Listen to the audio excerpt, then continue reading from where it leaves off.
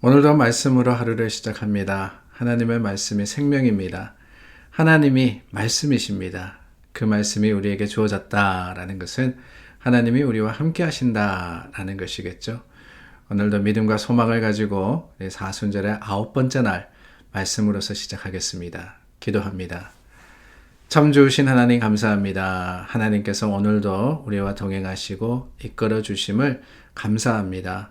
하나님 말씀 속에 하루를 시작하오니 주님께서 역사하여 주시고 오늘도 하나님의 거룩하심을 온전히 맛보아 아는 우리 모두가 될 수 있도록 도와주시옵소서. 예수님 이름으로 기도드립니다. 아멘. 찬송가 433장입니다. 433장 함께 찬양합니다.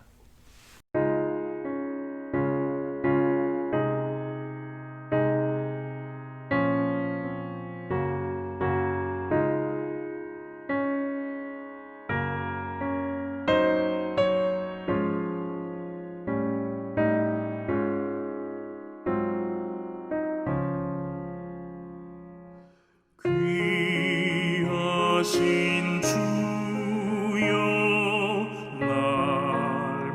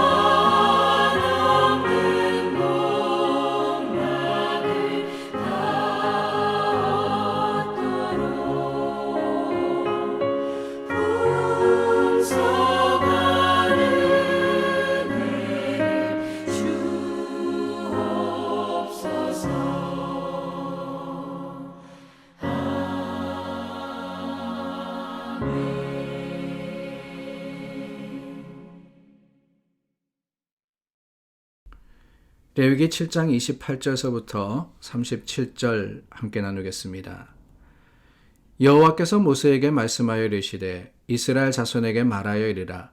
화목제물을 여호와께 드리려는 자는 그 화목제물 중에서 그의 예물을 여호와께 가져오되 여호와의 화제물은 그 사람이 자기 손으로 가져올지니 곧 그 제물의 기름과 가슴을 가져올 것이요 제사장은 그 가슴을 여호와 앞에 흔들어 요제를 삼고 그 기름은 제단 위에서 불사를 것이며 가슴은 아론과 그의 자손에게 돌릴 것이며 또 너희는 그 화목제물의 오른쪽 뒷다리를 제사장에게 주어 거제를 삼을지니 아론의 자손 중에서 화목제물의 피와 기름을 드리는 자는 그 오른쪽 뒷다리를 자기의 소득으로 삼을 것이니라.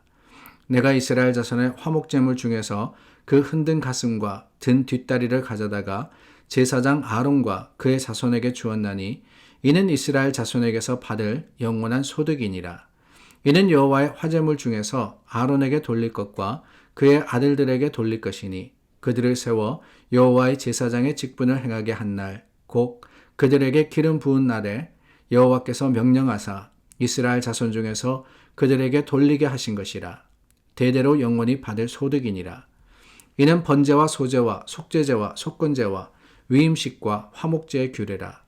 여호와께서 시내 광야에서 이스라엘 자손에게 그 예물을 여호와께 드리라 명령하신 날에 시내 산에서 이같이 모세에게 명령하셨더라. 레위기 1장부터 시작해서 하나님께서 제사의 규정에 대해서 모세를 통해서 이스라엘 백성에게 명령하신 것들을 저희가 나누었습니다. 이스라엘의 5대 제사, 오늘 37절 말씀에 나옵니다. 번제와 소제와 속죄제와 속건제와 그리고 화목제의 규례라 그러셨습니다. 이 5가지가 이스라엘 백성들이 하나님께 드려야 하는, 의무적으로 드려야 하는, 또한 자원적으로 드려야 하는 여러 가지 제사들의 종류였습니다. 그런데 38절 말씀, 그 제사의 규정에 대한 결론적인 말씀을 하시면서 이런 말씀이 기록이 되어 있어요. 여호와께서 시내 광야에서 이스라엘 자손에게 그 예물을 여호와께 드리라 명령하신 날에 시내 산에서 이같이 모세에게 명령하셨더라. 자, 우리가 나누었던 제사의 모든 규정들과 모습들과 방법과 그리고 그 의미가 어디에서 왔느냐? 모세가 어느 날 백성들에게 이렇게 해라 라고 한 것이 아니라는 거예요. 이스라엘 백성들이 살다 보니까 이렇게 하는 것이 종교적인 좋은 활동이 되더라. 그래서 이들이 이런 제사를 드린 게 아닙니다. 혹은 그 당시 이 시대에 있던 많은 다른 이 민족들이 여러 가지 모습으로서 제물을 잡고 또 그들의 신들에게 이러한 제사를 드리고 있기 때문에 이스라엘은 그 나름대로의 어떠한 방법으로 하나님께 나아갔던 것도 아니에요. 뭐냐? 하나님께서 시내산에서 모세에게 제사 드리라 하시면서 그 제사의 규정에 대해서 가르쳐 주셨다, 명령하셨다라고 합니다. 그러니까 이 모든 것들이 하나님의 뜻과 하나님의 계획이라는 거예요. 하나님께서 이렇게 하라고 분명하게 알려주신 겁니다.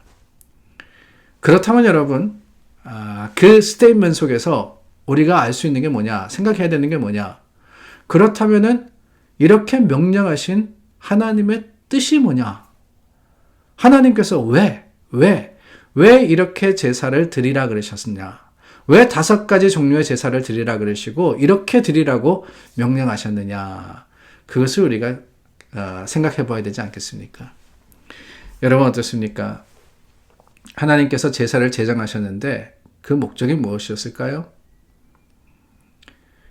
저는 복잡하죠. 5가지의 제사, 그 방법 복잡하지만은 그 속을 관통하는 하나님의 마음은 다른 게 아니라 하나님의 백성들과 함께 하기를 원하시는 마음이 아니었나 하는 생각이 들어요.